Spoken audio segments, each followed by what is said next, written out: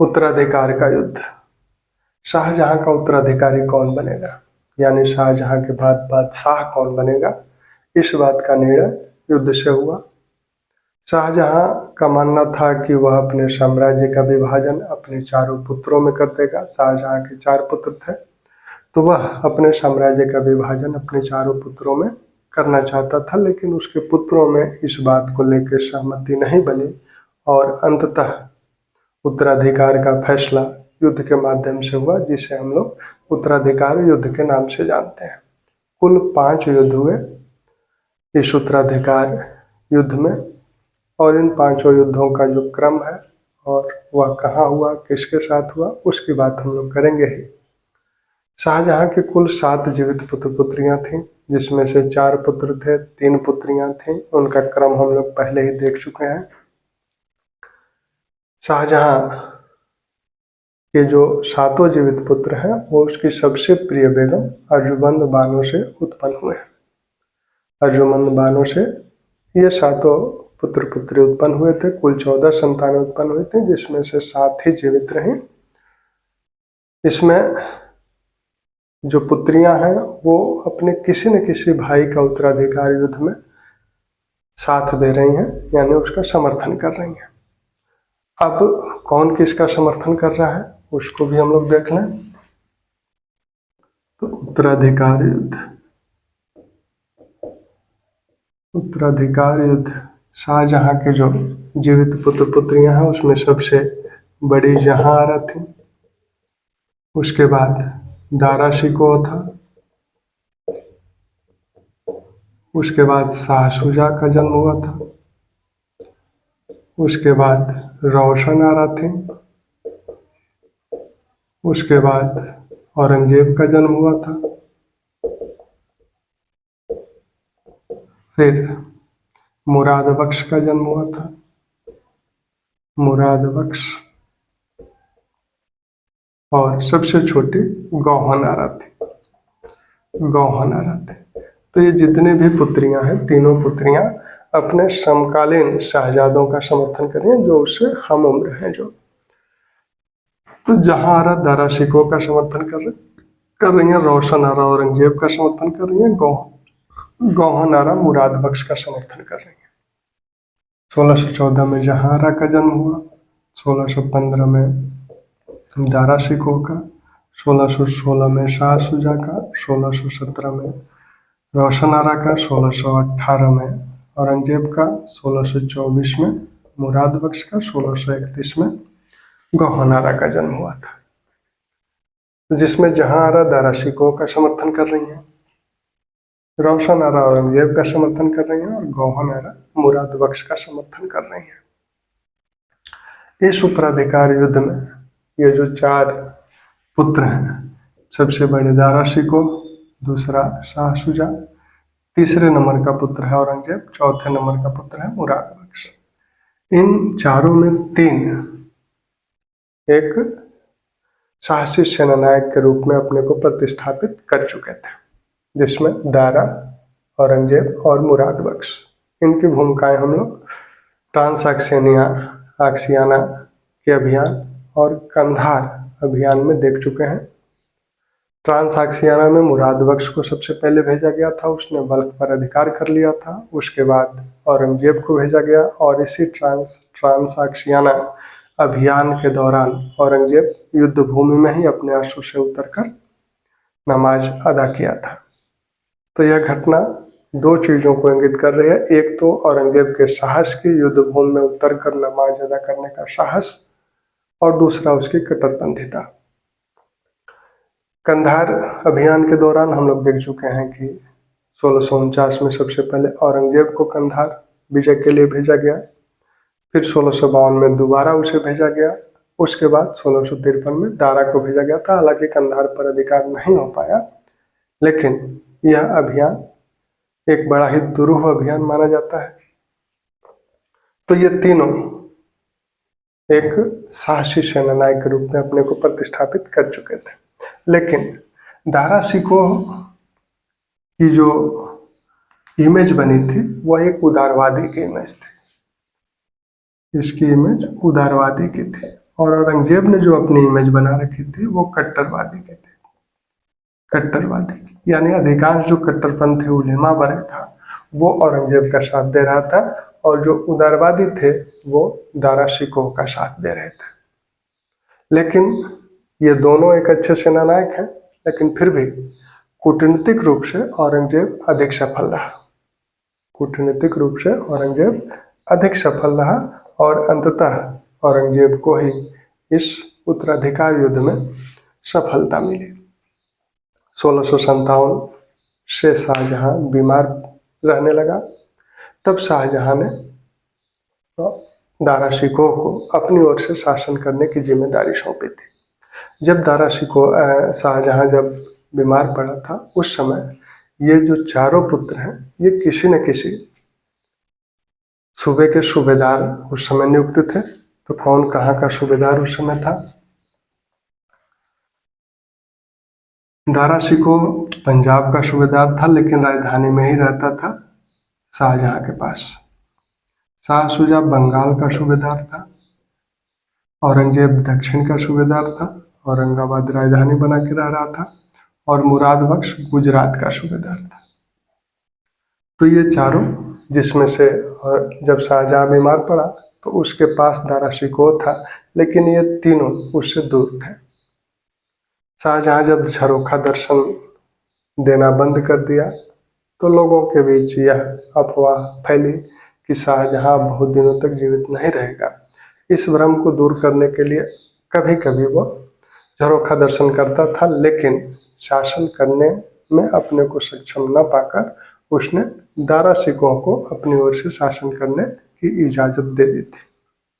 अब दारा शिकोह जो भी निर्णय कर रहा है उसे ये माना जा रहा है कि दारा शिकोह अपनी स्थिति को मजबूत करने के लिए निर्णय कर रहा है, लेकिन दारा शिकोह स्वतंत्र निर्णय नहीं कर रहा था, बल्कि वह शाहजहां के सलाह पर शासन कर रहा था, शाहजहां की ओर से शासन कर रहा था।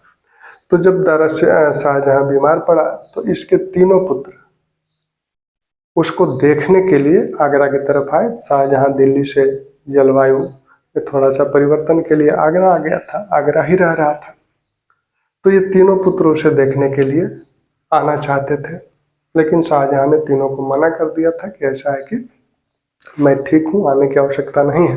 और तीनों अपनी अपनी सेनाओं के साथ आना चाहते थे। तो शाहजहां को तो पता था कि सेना के साथ आने का मतलब क्या है। अंत में उसने सभी अपने शाहजादों को ये कहा कि ऐसा है कि मुझे देखने आना ही है तो सिर्फ अपने अंगरक्षकों को लेकर आओ। लेकिन इस बात पर किसी को विश्वास नहीं हो रहा था। उन्हें ये डर था, ये भय था कि दारा शिकोह हमें बंदी बना लेगा।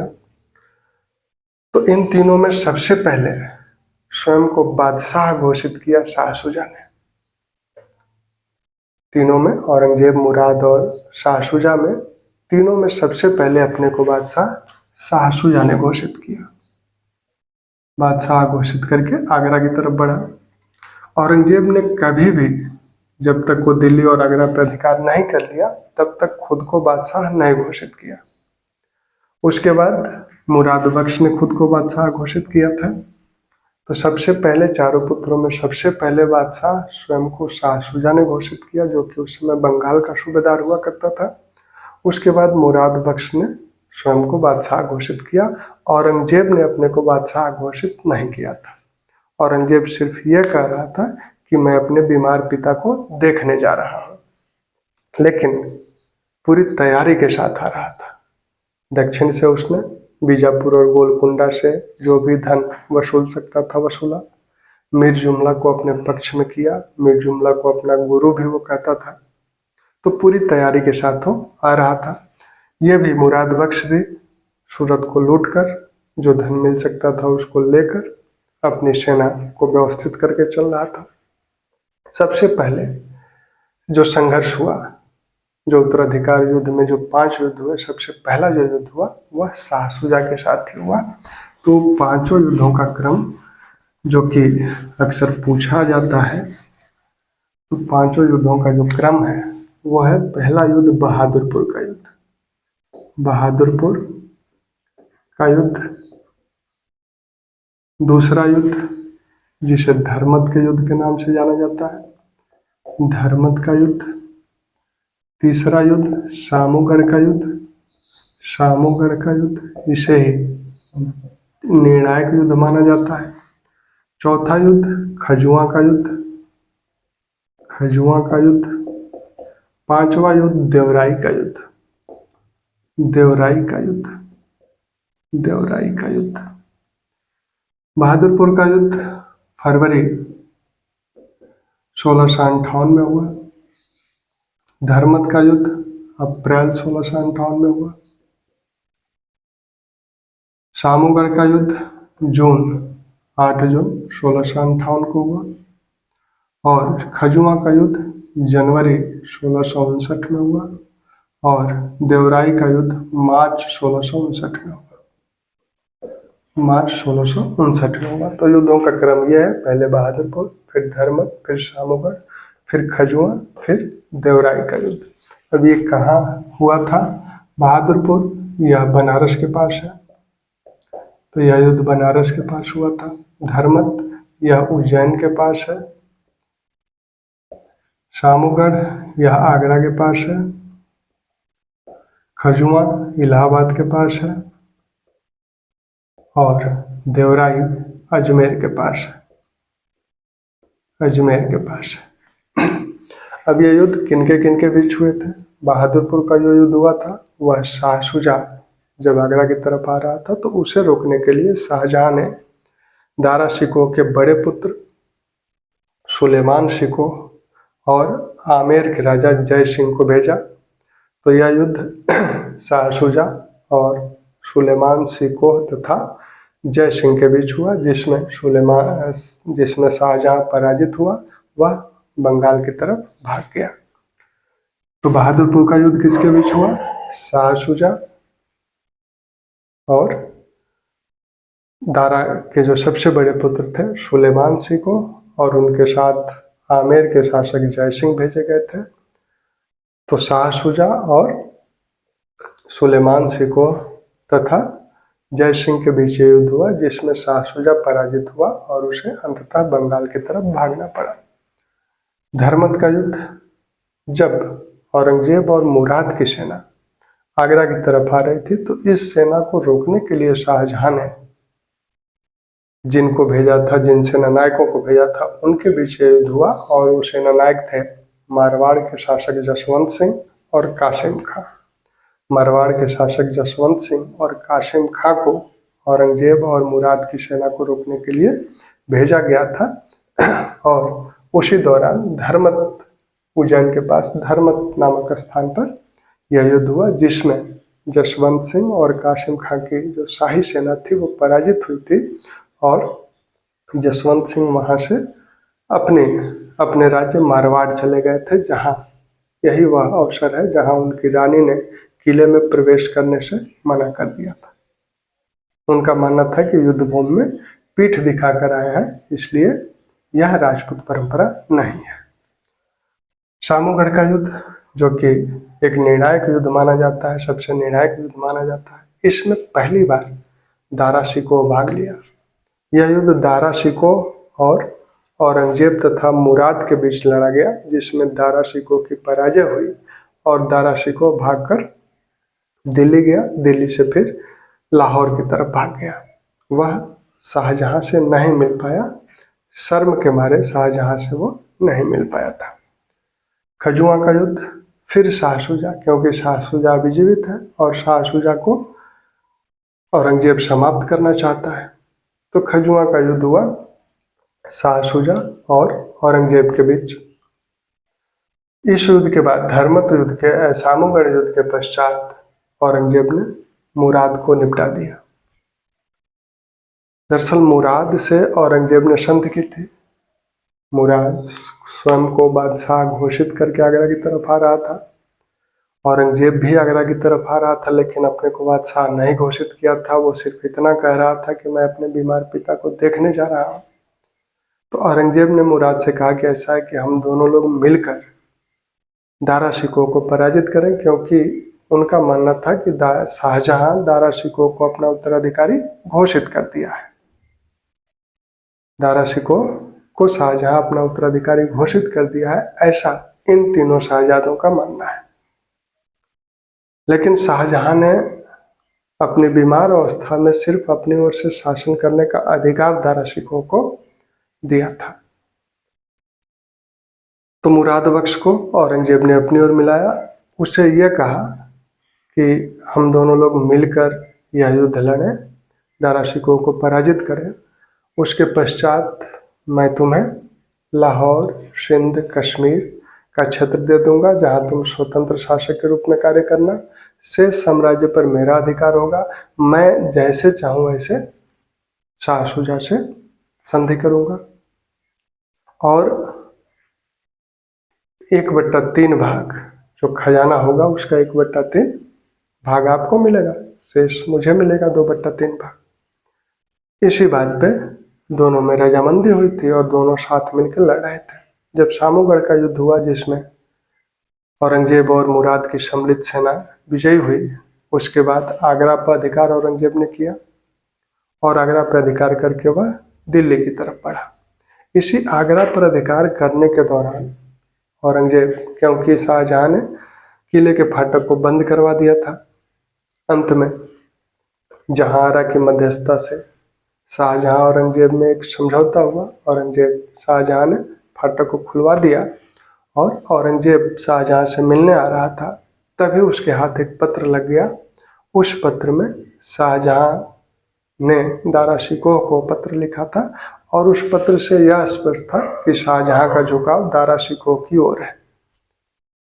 औरंगजेब बिना मिले, शाहजहां से बिना मिले लौट गया, आगरा पे अधिकार कर लिया और वहां से वो दिल्ली चल गया। फिर कभी वो शाहजहां से नहीं मिला।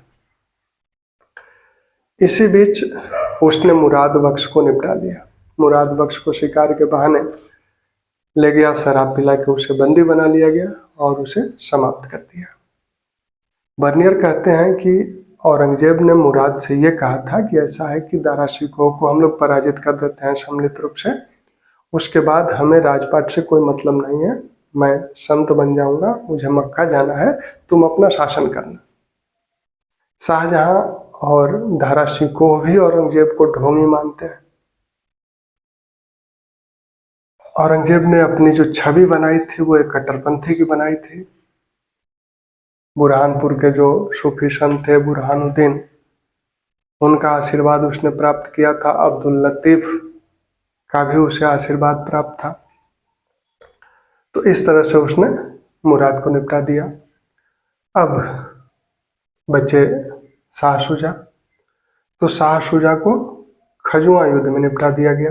औरंगजेब, अच्छा, चूंकि जसवंत सिंह जो कि धर्मत युद्ध में औरंगजेब के विरोध में लड़े थे, बाद में आमेर के जो शासक जय सिंह हैं, उनके प्रयत्नों से जसवंत सिंह औरंगजेब के पक्ष में आ गए थे। तो औरंगजेब जसवंत सिंह ने मिलकर खजुआ युद्ध में शाह शुजा को निपटा दिया। शाह शुजा को, हालांकि शाह शुजा इस युद्ध में मारा नहीं गया, वह अराकान पहाड़ियों की तरफ भाग गया और वहीं अराकानों ने उसका वध कर दिया। तो शाह शुजा भी अब समाप्त हो गए। उसके बाद देवराई का युद्ध। अभी दारा शिकोह समाप्त नहीं हुआ है। दारा शिकोह गुजरात गया, गुजरात के शासक ने उसे धन से सहायता दी, लेकिन इस जो भी समय मिला, जो भी 7-8 महीने का समय मिला, इस समय का लाभ दारा शिकोह नहीं उठा पाया। वो एक अपनी बड़ी सेना नहीं तैयार कर पाया। अब इसका खामियाजा उसे भुगतना पड़ा। गुजरात के से भी उसे धन मिला, उसके बाद भी वो एक बड़ी सेना नहीं इकट्ठा कर पाया। जसवंत सिंह ने उसे बुलाया था। जसवंत सिंह के पास जब हो गया तो पहले ही पता लग गया कि जसवंत सिंह अपना पक्ष बदल के अब औरंगजेब के पक्ष में चले गए हैं, तो वहां से कोई सहायता उसे नहीं मिली। अंततः अजमेर के पास देवराई का युद्ध हुआ, जिसमें औरंगजेब ने दारा शिकोह को पराजित किया। वहां से दारा शिकोह भागकर उत्तर पश्चिम की तरफ गया और बोलन दर्रे के पास अफगान बलूची एक अफगान सरदार था, मलिक जानी, उसने उसे आश्रय प्रदान किया।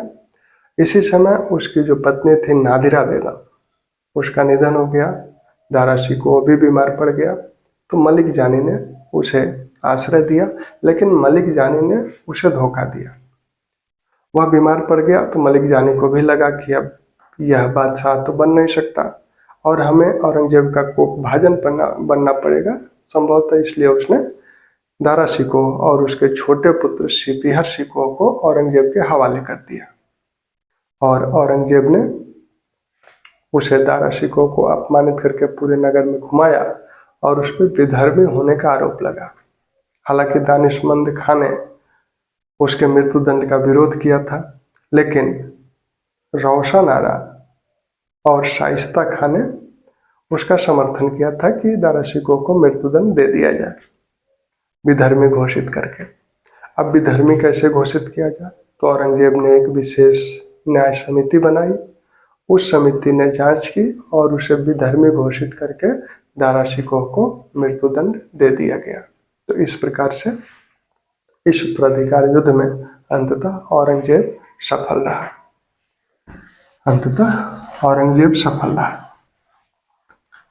इस उत्तराधिकार युद्ध का आंखों देखा हाल मनुची ने दिया है, क्योंकि मनुची सामूगढ़ के युद्ध में, जो कि इटली का यात्री था, एस्टोरिया दो मोगोर नामक पुस्तक उसने लिखी। उसने वो दारा शिकोह की सेना में था, सामूगढ़ के युद्ध में खुद भाग लिया था। बाद में हालांकि चिकित्सक का पेशाब न लिया। तो उसने इस युद्ध का उत्तराधिकार युद्ध का वर्णन किया है। वर्नियर ने दारा शिकोह को नगर में घुमाए जाने का आंखों देखा वर्णन दिया है। Travels in the Mughal empire नामक पुस्तक में उसने इसका वर्णन किया है। अब दारा शिकोह और औरंगजेब का जो व्यक्तित्व है उसकी थोड़ी सी हम लोग बात कर लें। दारा शिकोह की। दारा शिकोह को शाहजहां ने शाह बुलंद इकबाल की उपाधि दी थी। शाह बुलंद इकबाल की उपाधि दी थी। दारा शिकोह को औरंगजेब शाहजहां ने शाह बुलंद इकबाल की उपाधि दी थी 1654 में। इसकी अन्य उपाधियां भी हैं, जैसे इसे संस्कृत एक कलंदर बोला गया। दारा शिकोह के विरोधियों ने इसे रईसुल मलाहिद बोला। रईसुल मलाहिद इसके विरोधियों ने इसे कहा, यानी विधर्मियों का सरदार। संस्कृत एक कलंदर इसकी उपाधि है। इसे उदारवादी माना जाता था और स्टैनले लेनपुल दारा शिकोह को लघु अकबर कहते हैं। लेनपुल इसे लघु अकबर कहते हैं। लघु अकबर यह कादरिया सूफी सिलसिला का शिष्य था, जिसमें मुल्ला शाह बदखशी का यह शिष्य था, जिसके संत मुल्ला शाह बदखशी का यह शिष्य था। इसने विभिन्न सूफी ग्रंथों की रचनाएं की। इसने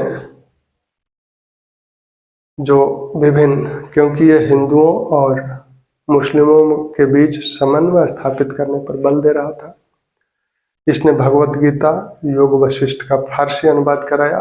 भगवत गीता का जो प्राकथन लिखा उस अनुवाद का कविंद्राचार्य ने लिखा था। तो भगवत गीता और योग